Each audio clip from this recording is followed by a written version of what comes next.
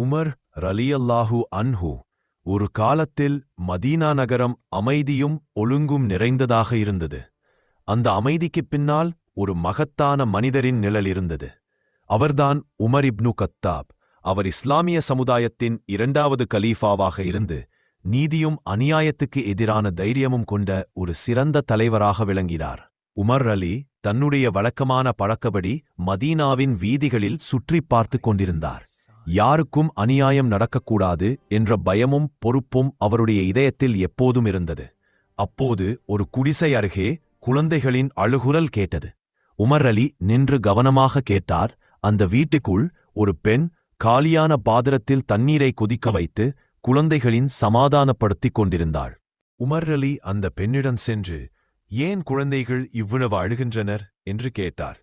அந்த பெண் அவரை அடையாளம் அறியாமல், எங்களுக்கு உணவு இல்லை, குழந்தைகள் பசியில் அழுகின்றனர்